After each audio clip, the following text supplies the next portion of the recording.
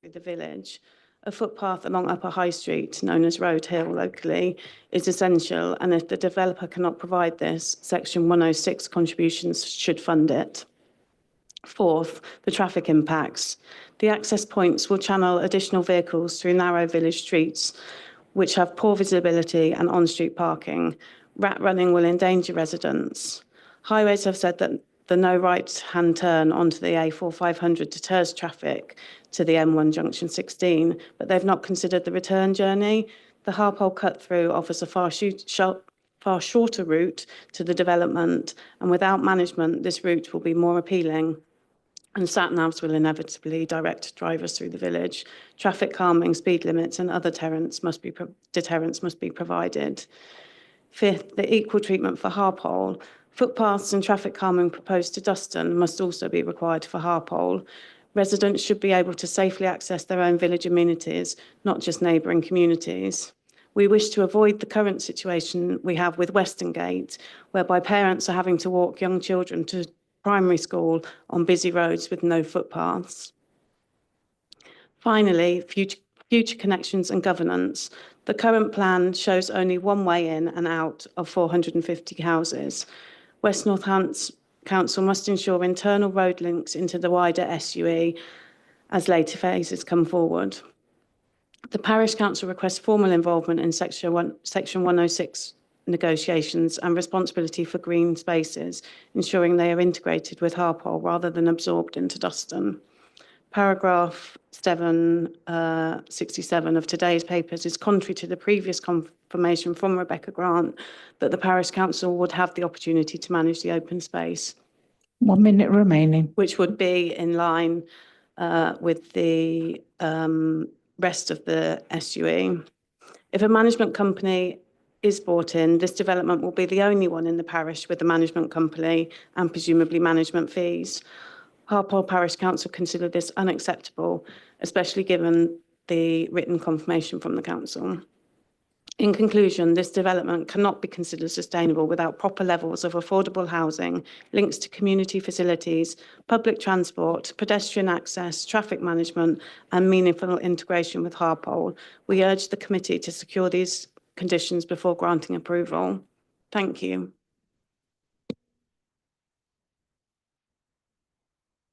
Councillor Bignell. Yes, good afternoon. You said you'd had written confirmation from the officer about the management of the green space. When did you receive that? Our clerk has an email. I've got a screenshot of it, which unfortunately doesn't have the date of the reply, but the original email that our clerk sent was in February. So it was February this year? Yeah. So you got assurance in February this year that you would be not gifted, but accepting the green space management? Yes. In effect. Thank you. Councillor Humphreys. Thank you, Chair. The opening of the relief road, has that allayed any of your concerns about increase of traffic through Harpole? Because that technically should be shorter than cutting through Harpole, as I understand. Obviously, the traffic has significantly reduced since the cut through. You know, the temporary link was opened up, but I think the temporary link is still being used probably far more than the relief roads. Anyone else? No, thank you.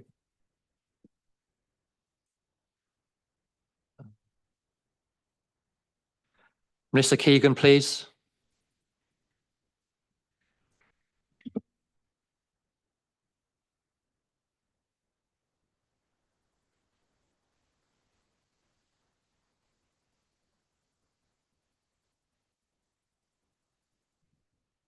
Thank you, Chair. Davison's Homes welcomes the opportunity to speak in support of this application as applicant. My name is Melissa Keegan. I'm a Chartered Town Planner at Davison's Homes and I'm responsible for this application. Firstly, I'd like to thank officers for their continued engagement and support in bringing this scheme forward following its validation in March 2024. As the leading house builder and placemaker, we deliver high-quality, well-designed schemes across the region with a focus on architectural detail and street scenes.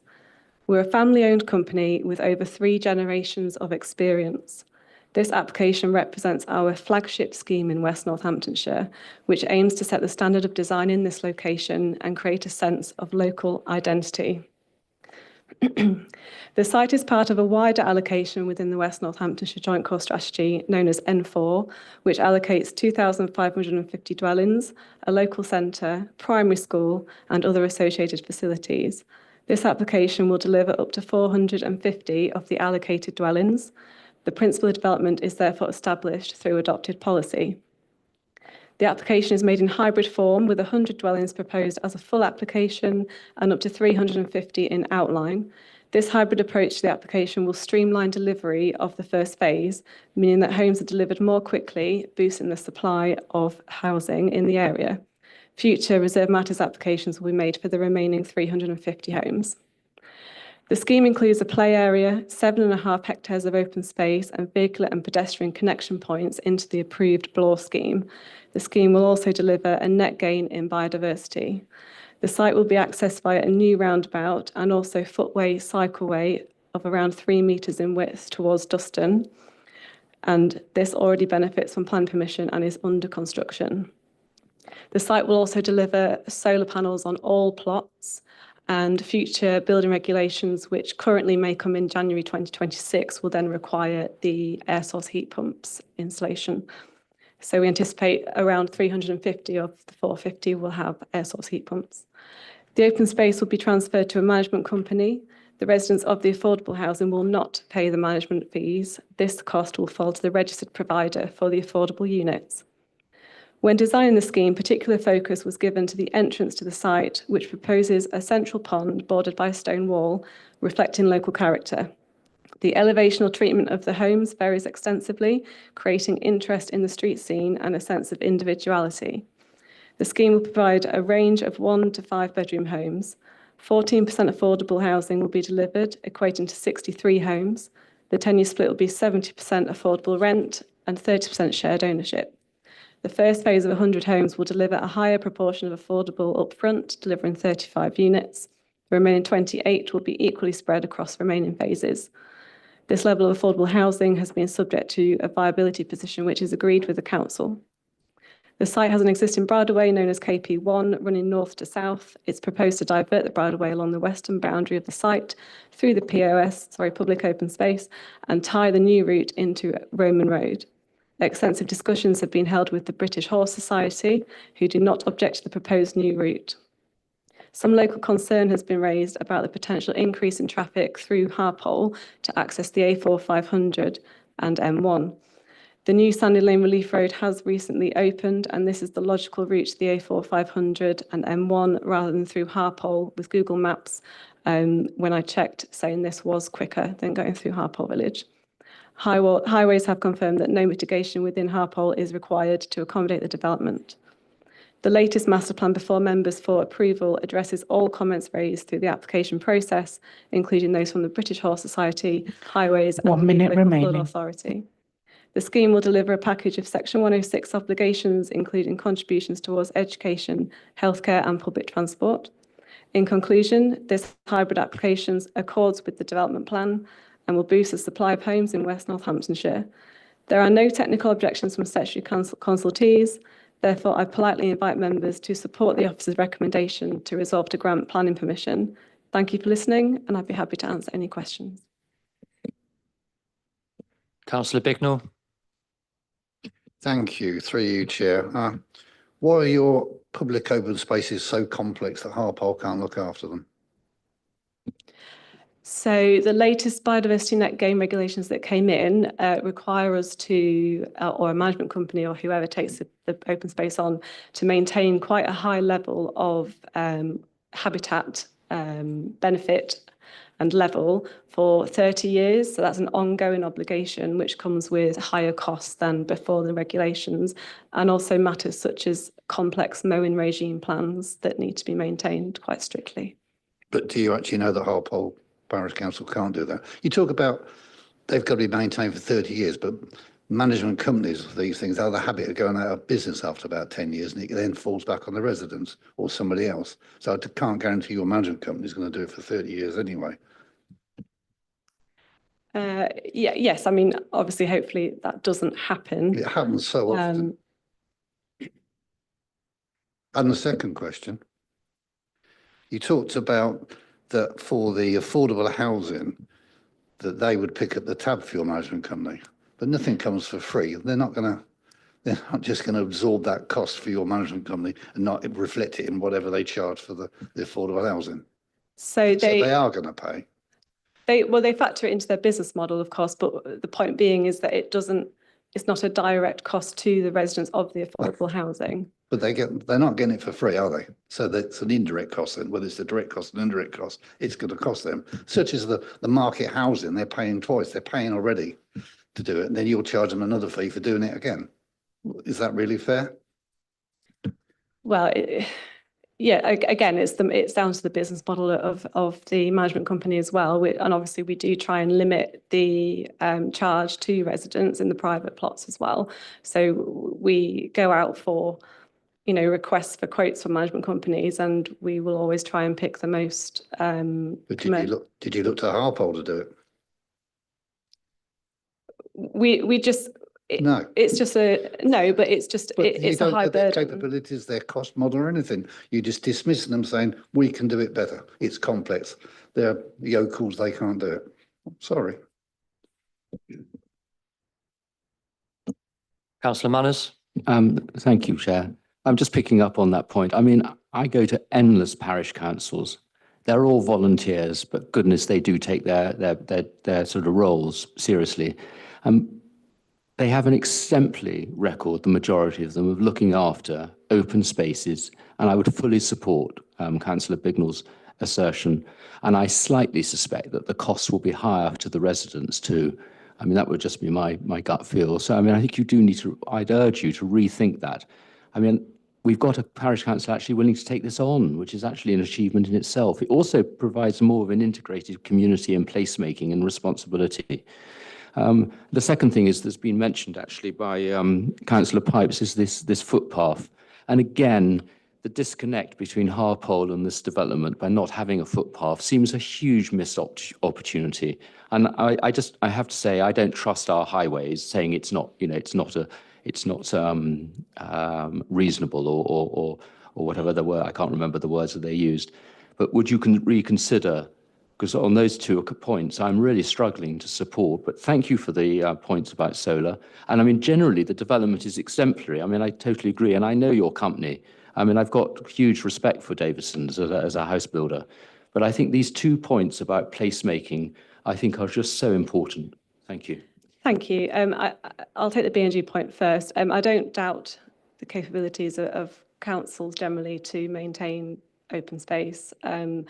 It is still quite a new concept, biodiversity net gain. It's taken ourselves as a team a lot of time to understand the complexities of it, and it is something that is held to quite a high bar. So it was just our opinion that a mango would be better suited to maintain that.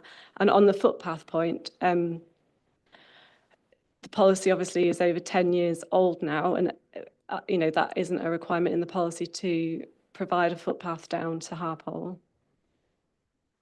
Well, then there's a question of whether we could put it in, but then of course we're a smaller portion than the wider allocation. Therefore, we can't be obliged to put in an entire footpath that should be of benefit to the whole SUE. So you're a kilometre long. Well, that's for our planning department. We really need to be much sharper on this. Councillor Humphreys.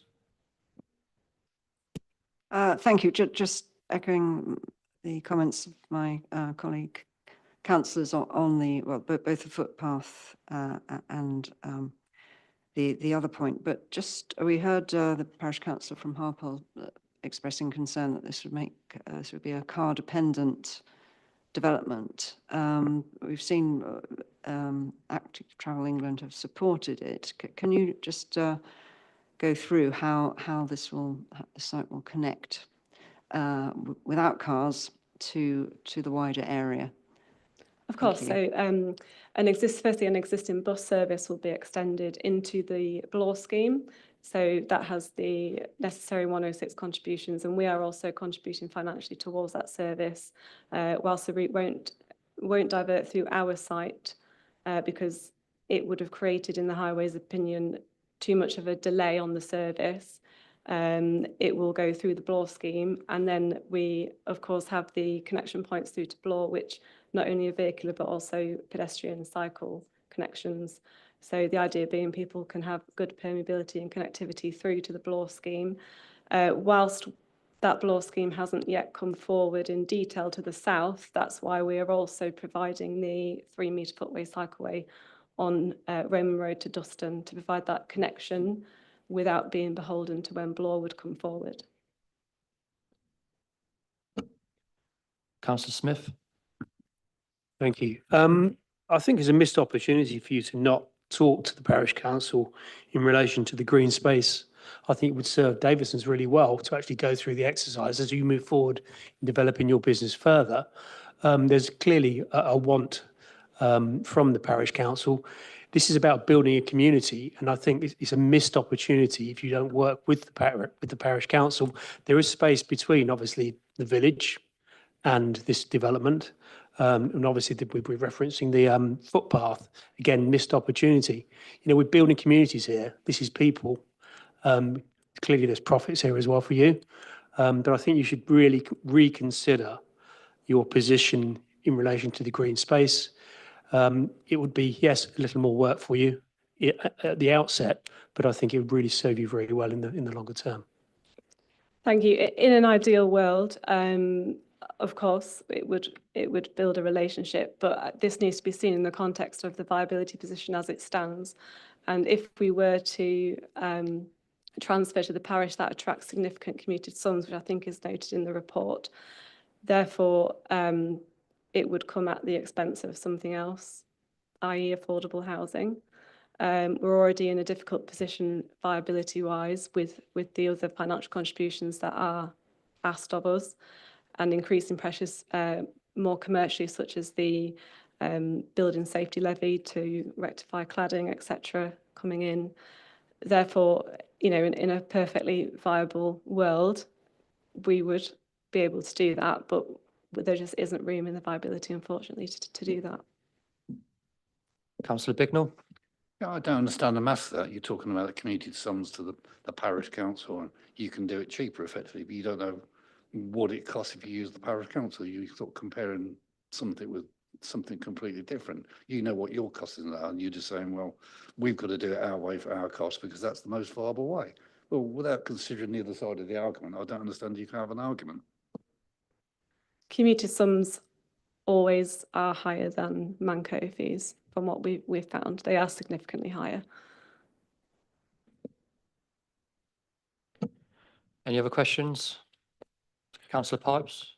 Can you back on my paths again, not the one we've been talking about, but the children will be going to Duston School, which is about a mile away from the site. So can you confirm there will be a complete footpath that's finished by the time someone moves into that site to get to the school? I appreciate it's already being built, but is that already going all the way into Duston itself?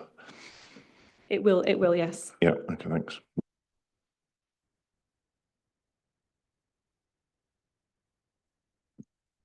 Thank you. No other questions? Officers, would you like to come back on any points? Thank you, Chair. If I just pick up on a few of those, the issues that have been raised. So in terms of there being no direct links to facilities, the master plan does show that there will be connectivity, pedestrian, vehicle connectivity through the wider SUE. As the applicant, has just stated that there, in the short term, there will be a footpath cycleway along Roman Road, which links to an existing bus stop on the other side of New Sandy Lane. So there will be accessibility to public transport. Once the wider part of the Blores development comes online, then there will be bus stops along the main spine road. So the bus will route through the wider SUE. Active Travel England have withdrawn their objection. They've actually suggested a condition which is outlined in the report. In terms of traffic through Harpole, it is picked up on the report, but Highways have stated that now that the relief road is open, vehicles should be directed that way. It's shorter journeys. It's more convenient for vehicles to travel in that direction rather than go through Harpole village itself. And then in terms of the management company, I think we've kind of gone through the fors and against in terms of that, but I think the major issue here is viability. And if we were to seek, I'm aware that the parish council would like to take it on, and earlier discussions, that was a possibility before the viability came into issue. So hence the reason for that email. But due to viability, that isn't an option. Just talked about connectivity. Okay, thank you, Chair. Councillor Manners. One way of solving the management company versus the parish council, we put a review in at 3 years or 5 years to give the parish council put this as a condition, but that the parish council have the right to take over or bid for, whatever the words are. So at least there is some flexibility. I understand that the BNG stipulation, but actually all the mowing companies will be fully aware of the rules and regulations that are coming in. I would have thought.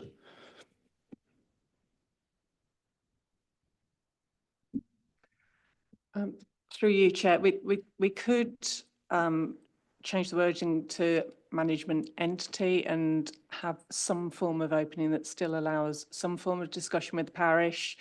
As Rebecca has said, the ultimate problem that we do have is that we don't have a commuted sum to hand over to the parish to carry out that management, but we can do that to open up discussions. But I just want to highlight there is no commuted sum because of the viability issue to hand over to them.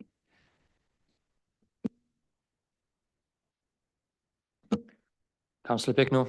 So the residents, whether they be in the affordable housing or the market housing, they end up paying more for this. I mean, is that really fair? You're imposing an extra charge on people. You know, they paid for it once already. Now you're going to say pay for it again. I can't agree with that. I think residents, I mean, I don't want to go into discussions about the pros and cons of management companies because I think we're kind of aware of some of the issues with them, but people will be buying properties aware of the scenario in terms of open space and management companies.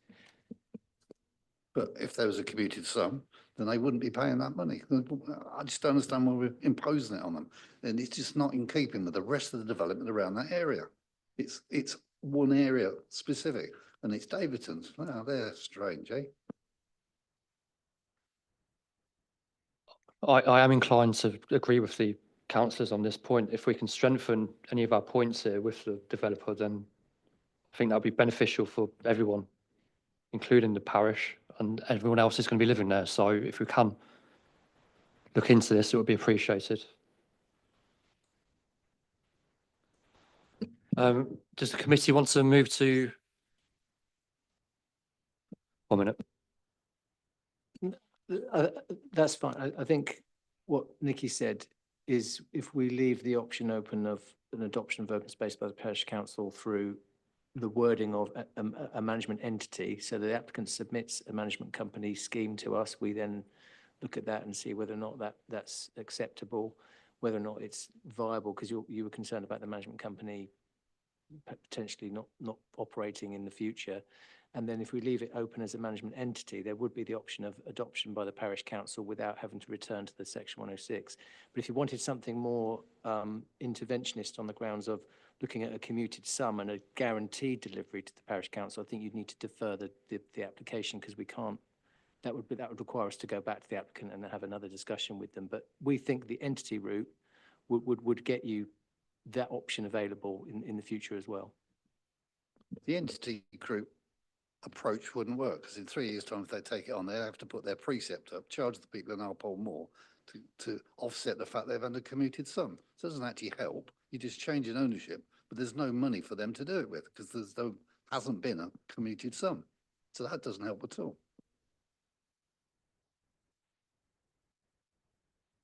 So we don't have a set policy on the council requiring open space to be managed by management companies or adopted by parish councils. Our job is to make sure that the open space will be maintained and delivered as set out on the application and then maintained through the BNG.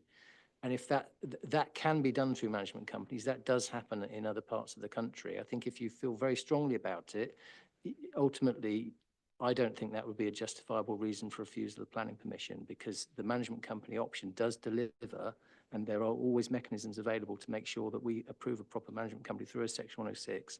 It does deliver your open space. The option, just because the parish council would prefer to have it, doesn't mean that alternative is unacceptable in planning terms.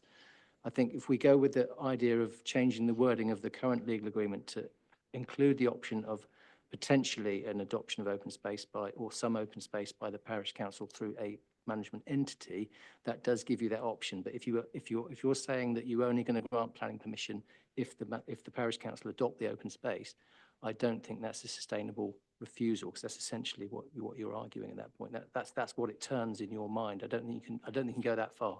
With respect, Simon, if you start off with the management company, that gets written into the deeds of every house, and untangling that is impossible, because I know it from in Bugbrook at the moment. We have a management company doing part of ours, and you cannot pull it apart. So once you go down the management account route, it's in everybody's deeds, and it costs thousands of pounds to remove everybody's deeds. They don't want to do that. I just want to defer it. It's not acceptable to me. I agree.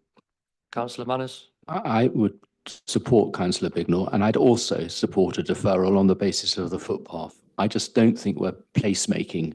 We're not creating communities, and I think we should have been firmer with the developer on this. Now, whether that needs to be part of a discussion with Bloor or a contribution from other developers within the site, I would also suggest that happens.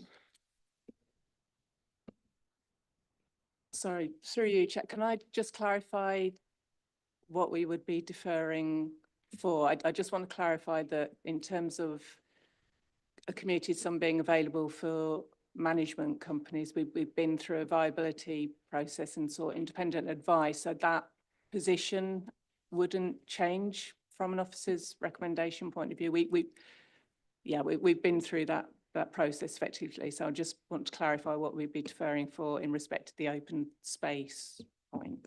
Well, they'd have to come back with a different viability that includes the commuted sum for Section 106. I don't know what that means in terms of the output, but we want a commuted sum of the Section 106. So, Thank you, Chair. So at the moment, whilst we've got 14% affordable, we have got a full contribution to highways, a full contribution to education, healthcare and libraries. If we were to relook at the viability, it's going to have a knock-on effect on one, two, or other of those contributions, which means we won't be getting a full contribution to those items. Well, let's explore that and see what it brings. Negotiate.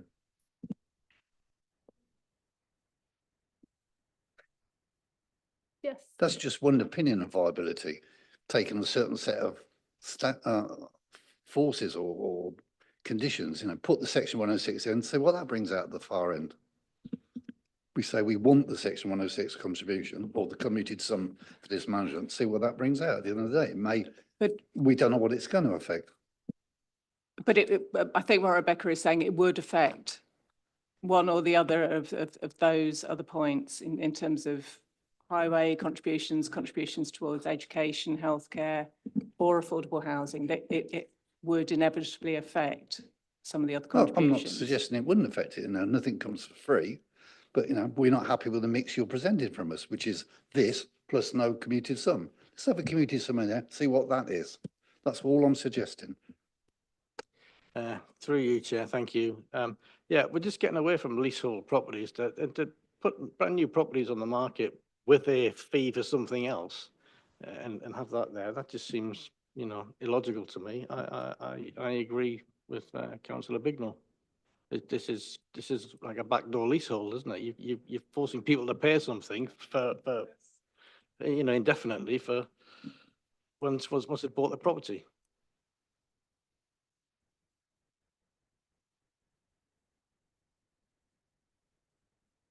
I mean, we can, if that's your decision and you defer it and you want us to go and look at a commuted sum and then how that relates to the other elements of the Section 106, that's something we can do. Professionally, I think the concern is the management company delivers you open space. It manages your open space. So you're wanting to have a different model of open space which affects viability, which would then have to come off other elements of the Section 106. You're already talking about Section 1, you're already talking about affordable housing review mechanisms. All of these things are a balance. So I do understand what you're saying, but the management company does deliver you open space. It does maintain open space. It does protect your BNG. So all the planning elements get delivered through the management company or through adoption with the parish council. The problem with adoption of the parish council is there's a contribution that has to be delivered upfront by the developer. So there will be a trade-off. So that's the concern we have about deferring it for that element. I have no dispute with that at all, but it's at our cost. It's a cost to the residents, and we shouldn't be putting extra costs on the residents. I'm not suggesting they can't deliver it, the management company. I'm sure they can, but so can Harpole Parish Council. So if we rerun the viability model, see what it brings out at the end of the day. That's all I'm saying.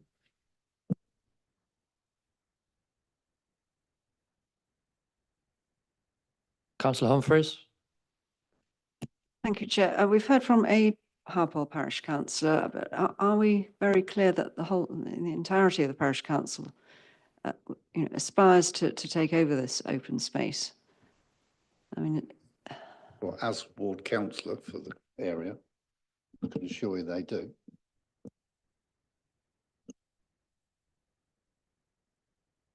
Okay, any other comments, points, proposal?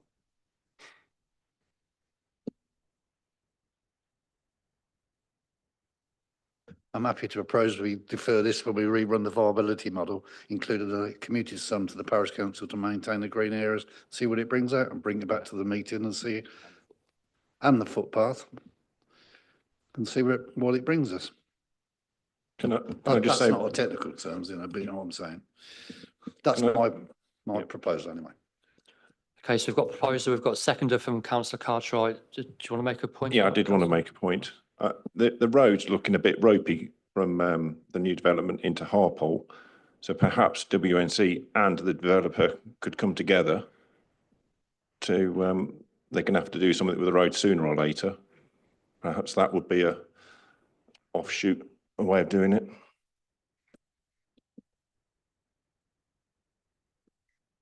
Okay, so we have a proposal from Councillor Bignell. It has been seconded by Councillor Cartwright.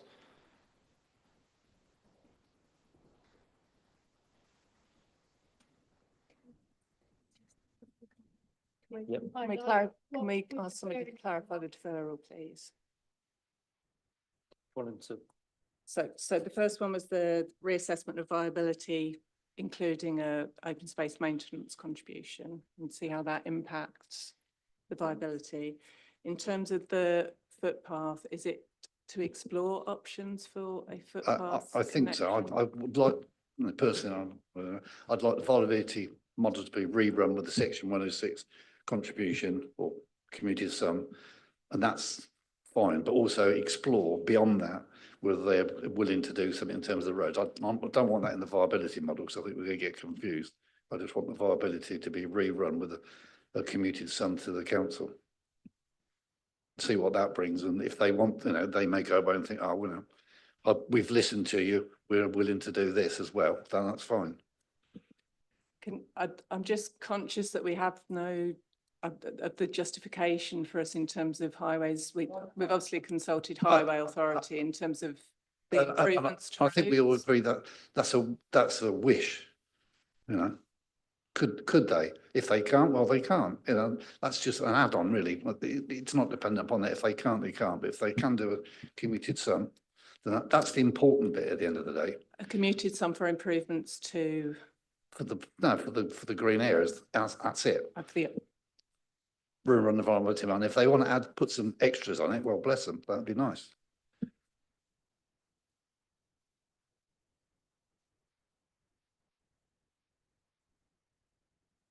But it's not dependent on the highways bit, footpaths.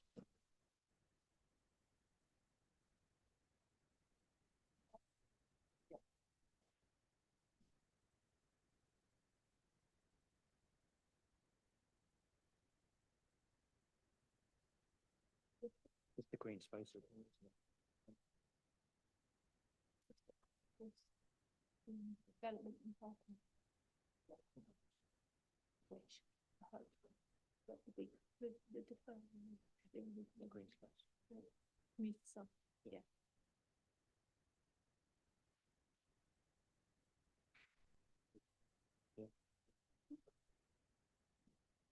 Okay, so we have the deferral proposal.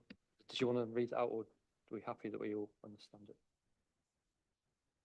I think that just for the second point then is to explore footpath connections to Harpole. Okay, so we're happy to vote on the proposal put forward? Yeah, okay, so all those for deferring this proposal? Okay. Okay, so the deferral has passed. Thank you.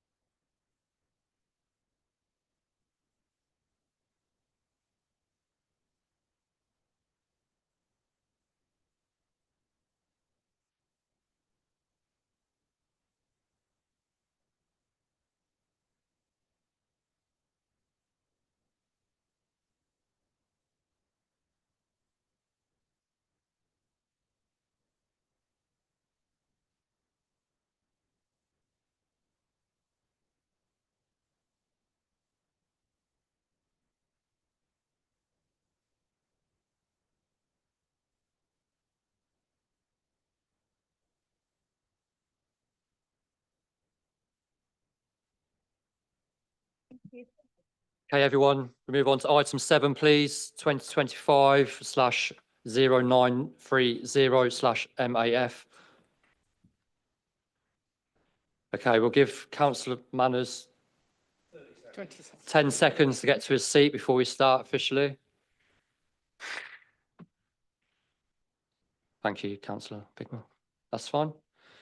Buckton Fields Primary School, Home Farm Drive, Boughton. So proposed erection of replacement 2-storey school building, external sports provision, parking, landscaping, amenity areas, external lighting, plants and other associated works. I will now hand over to Case Officer Rob Burton to begin the presentation.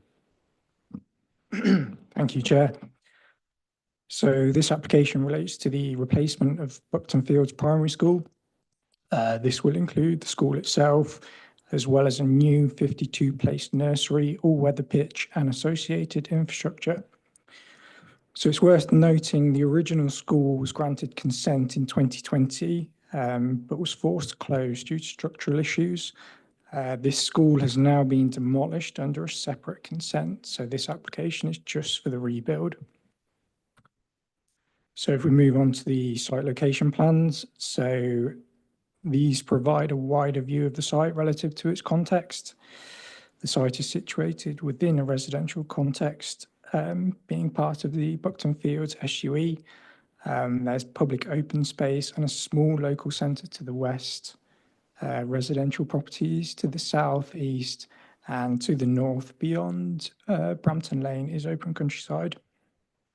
So if we move on to the photos, so this is a photograph from the front of the original school building, which is of course no longer there.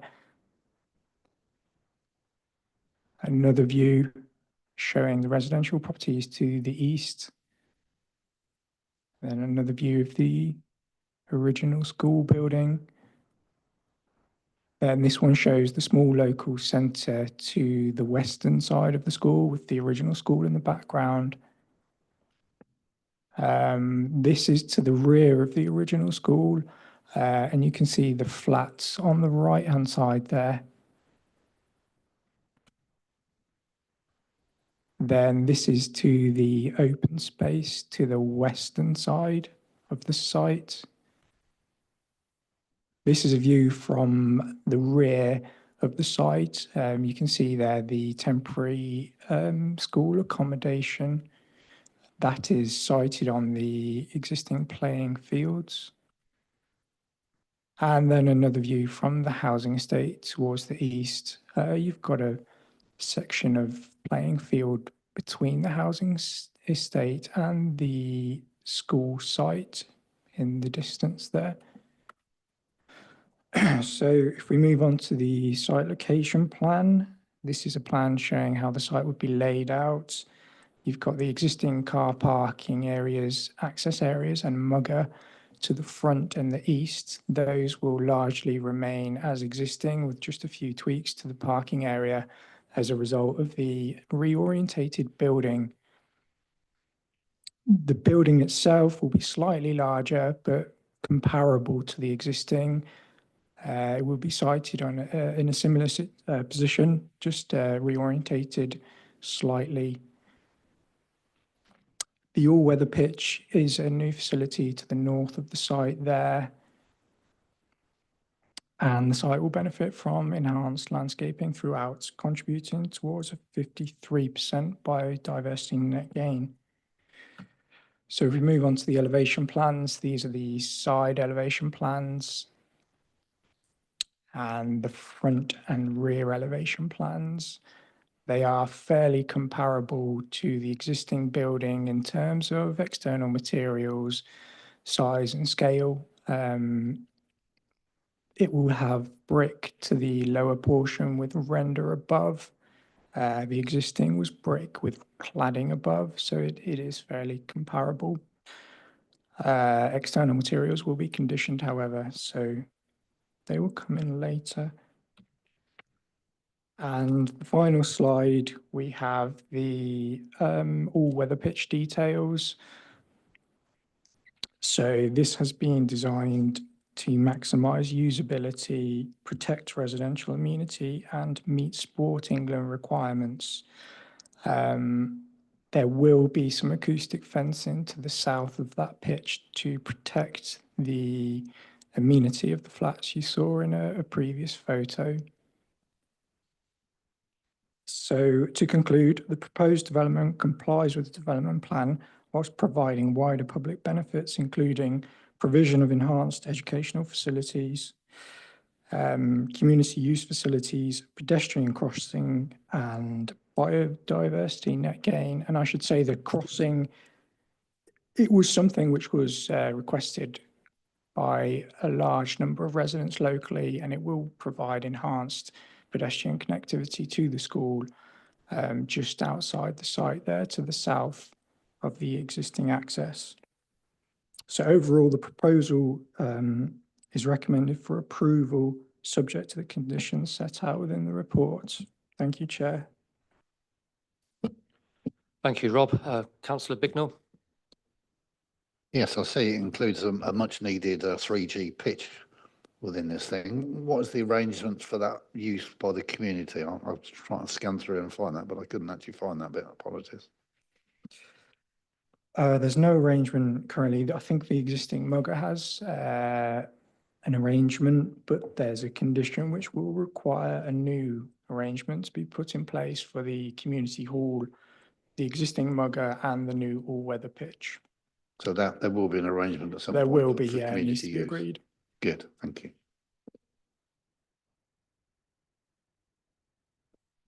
Any other questions, the officers? Okay, so we will move on to the public speaking, please. Tom Hallett.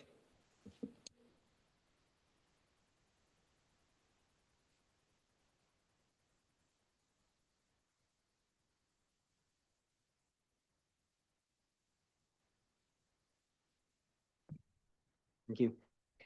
Good afternoon. I'm acting on behalf of Tilbury Douglas Construction, appointed by the Department for Education to deliver the replacement school. The proposal before you is to deliver a replacement two-storey primary school at Buckton Fields along a new 52-place nursery, all-weather pitch, extensive landscaping and associated works. Follows the unfortunate closure and subsequent demolition of the original school, which was found to have significant structural issues. As a result, students unfortunately have been taught out of temporary accommodation on the rear of the site since the start of the 23-24 academic term and are understandably desperate to see their new school being constructed.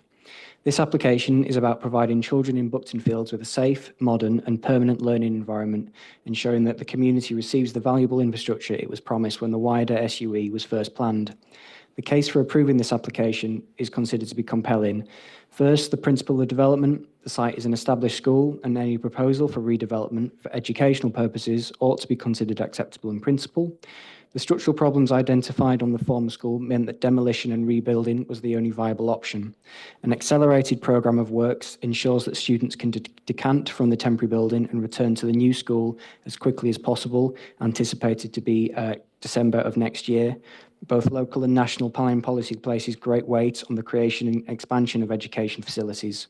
Second, the design and quality. The building location within the site is closely aligned with the location and of the former school, but orientated east-west between the existing retained MUGA and the western site boundary. This improves the amount of usable playground space around the perimeter of the building, whilst allowing continued use of the existing site amenities.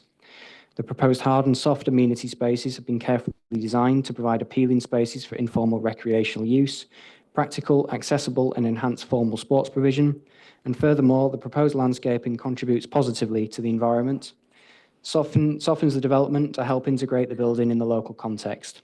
The landscaping has been designed to create a rich environment for pupils to explore, supported by the planting of 70 trees and delivering that BNG value of more than 50%. The building has also been designed to meet carbon and energy efficiency objectives, meaning that the completed building will be net zero carbon in operation, far more sustainable than the previously demolished building. Third, community and public benefit. The scheme includes the nursery and addressing an educational need for early years places identified by the Council's Education Department, and it also secures wider community benefits through the provision of the all-weather pitch and continued access to sports facilities, which is strongly supported by Sport England and the Northamptonshire Football Foundation on the basis that this facility will meet that need and is to be secured by a community use agreement. Fourth, technical considerations. Members will note that there are no objections from any statutory consultee. Highway officers support the scheme subject to conditions, including the delivery of a new pedestrian crossing on Home Farm Drive. Environmental health officers are satisfied that noise and lighting can be controlled through agreed measures associated with the use of the all-weather pitch. And Lead Local Flood Authority confirmed that surface water will be managed safely and sustainably. And finally, community support. There have been zero objections to this application. Instead, 195 letters of comment and support have been received. Parents, residents and stakeholders all calling for this much needed facility to be delivered without further delay. There are significant material considerations to justify the grant of planning permission, and the proposal has been found acceptable in all respects. It will replace a failed building with a permanent, sustainable school, restore vital education provision and provide access to a valuable sporting facility. I hope you're able to endorse your office's recommendation to approve. Thank you. Any questions? Councillor Bignell? Yeah, it's an excellent thing. It's just the positioning of the football pitch. It seems to be quite to the right, as I see it there. Does that allow for screening down that right? It seems a very narrow bit down the right-hand side. I just thought you'd have moved it across a bit. Well, I was just going by what was on the Yeah, screen. yeah. I'm not sure where north was at the time. Yes. On the right-hand side. On the right-hand side, that allows for, effectively, there's a level issue there across the sort of the northern sort of extent of the site. Okay. So on the eastern extent, there'll be sort of landscape buffering and screening.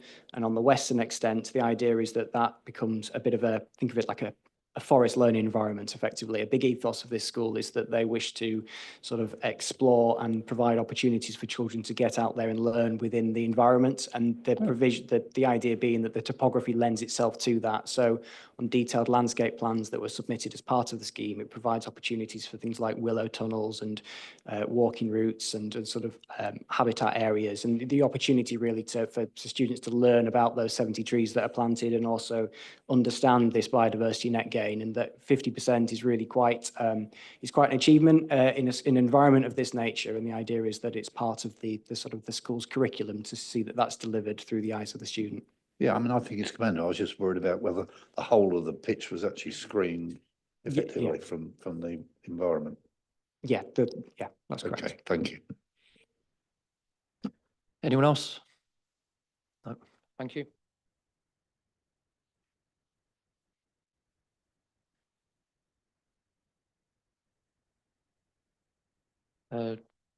Officers wish to come back on any points?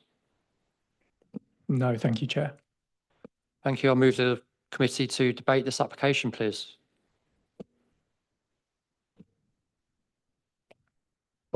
Councillor Purser. Well, Chair, I think this is a very welcome development, and I think I would propose that we accept this and get on with it, and hopefully the people constructing it can get it right this time.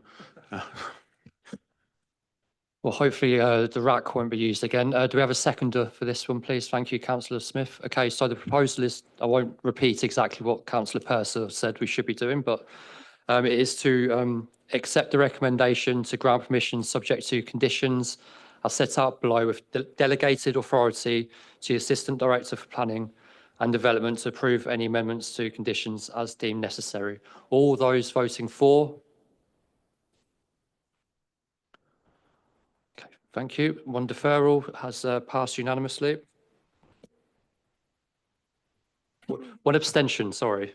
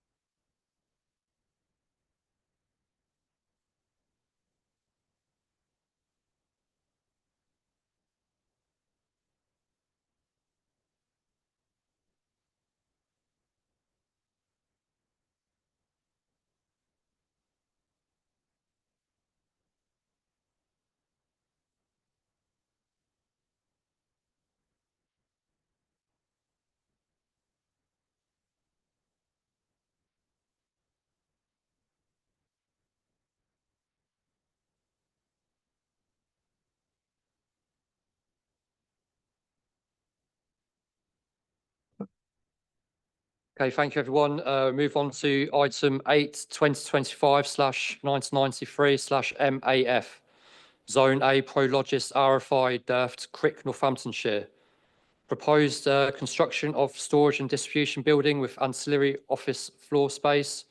Use Class B8 with associated infrastructure works, drainage, access arrangements, internal roads, HGV and car parking, and hard and soft landscaping. I'll now hand over to our case officer, Amy McDowell, to begin the presentation. Thanks, Chairman. Thanks for reading out the description. That saves me a job. We'll move on to straight on to the slides. It's a bit like deja vu here because members previously considered an application here at Durft before, Durft 3. The application site lies at the top end, just to the south of the Durft Lorry Park and south of Lilbourne Meadows, within the existing established Durft 3 development, granted permission under the DCO, but also allocated under the local plan. The application comes before us primarily because of a slight departure from the parameters set by the DCO. That's basically the site itself there. You'll see the existing infrastructure has been constructed in terms of estate roads, etc. And again, this is the application site. You'll see there's a little bit of land that's not included within the application site that's coming forward under a separate DCO submission under the parameters of the DCO, and that'll be dealt with in due course. Proposal is for basically a warehouse building of some 25,000 square meters with associated trailer parking and staff car parking, all to be accessed off the existing internal estate road. Building itself, again, follows much the established sort of design features. If anything, it's evolving. The design is evolving across Durft, and this represents sort of the latest iteration, which sees many improvements in terms of articulation along the elevations, particularly the front and rear elevations. And again, these are views, obviously looking down the A5, heading south off past Lilbourne Meadows. The building will sit in this area, roughly. And again, this is a view from the A5. You can see that the platform is already being created under the DCO to accommodate the building. And again, a view from the newly constructed roundabout, the A5 and Shenley Way. And again, this is from within the internal estate road itself, looking out across Zone A. I don't intend to go through the report in detail other than to say that the principle of development has been established. And in terms of the technical aspects from design through to drainage layout, etc., there are no technical objections to the proposal. We very much judge the proposal to be in accordance with policy and in accordance with design guidance that has been previously established on Durft, and are recommending the application be approved, Chairman. As I say, I'll just flick through these CGIs. But again, the idea is that the proposal will contribute and provide a feature building at the entrance to Durft that'll mirror the features to the south. But happy to answer any questions if members so wish. Okay, thank you. Any questions from committee?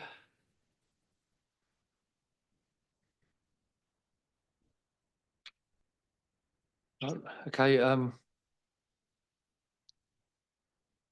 Moving on to the public speaking. Tom Hallett, please. What? I've got it. Oh, great. Okay, Caroline, do you want to? It'll be quick. Huh? It'll be quick. Oh, sorry. Yeah. Sorry.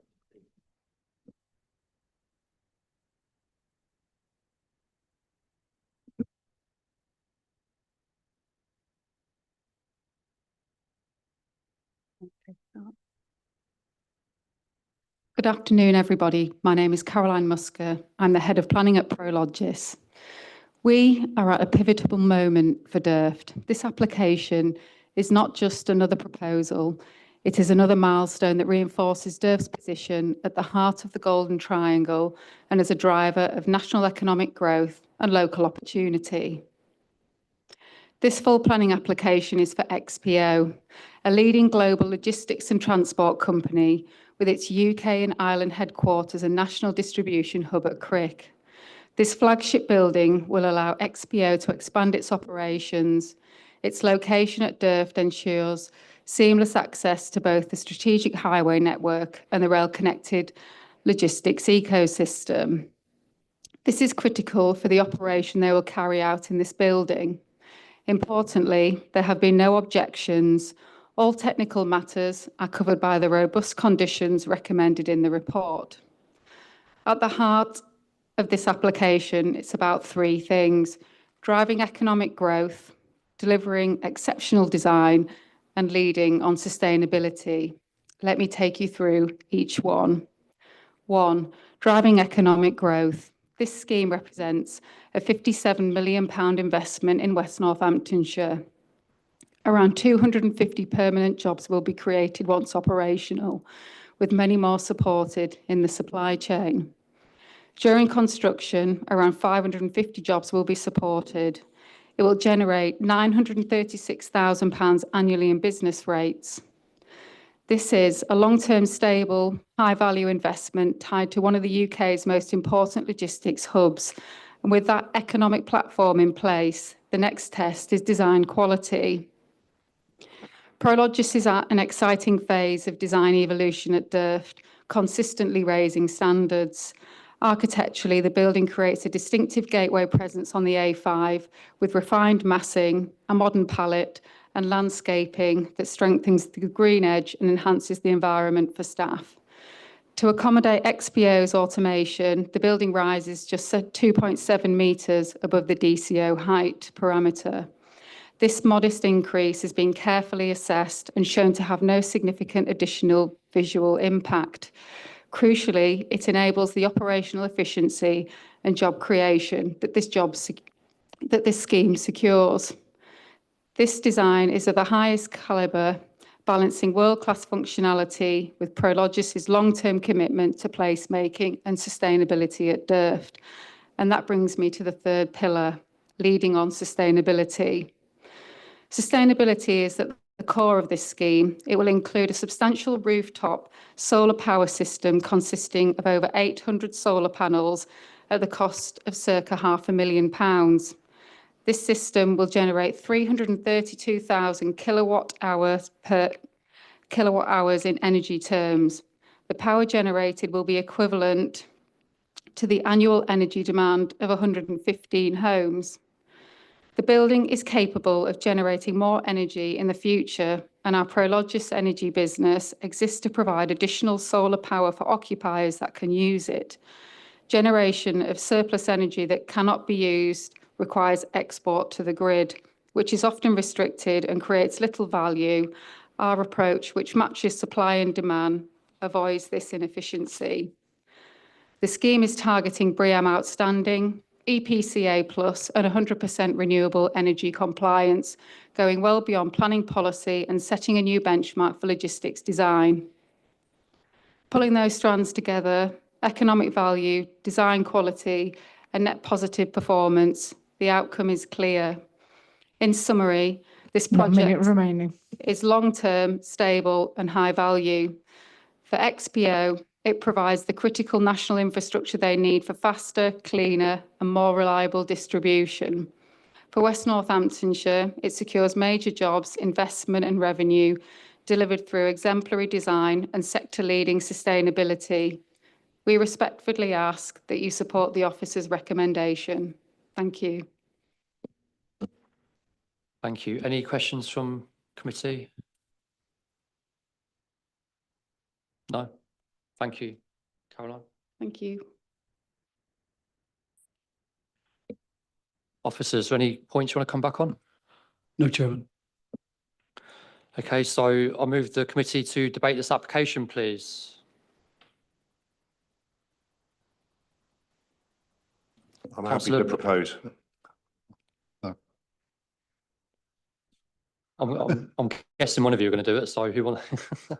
Councillor Bignell, do you want I was just going to go for a proposal. If somebody wants to discuss first, then that's fine. No, I was going to. If anyone wants to discuss it, please do. Otherwise, I think two members here already want to. Sorry, Chair. I was just going to go along with everyone else and say, yeah, there's absolutely, it's just expansion of what's already there. So I've got no problems with this whatsoever. Okay, so proposal to. Proposed, yeah. Yeah. Okay, so we've got proposal to accept the officer's recommendations in full. Okay, so all four. Okay, one abstention. Thank you.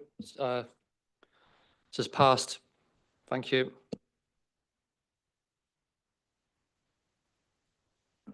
Okay, so moving on to item 9, urgent business. There isn't any, is there? No. Okay, so there's no items of urgent business and therefore I'll now close the meeting at 17:51. Thank you very much, everyone.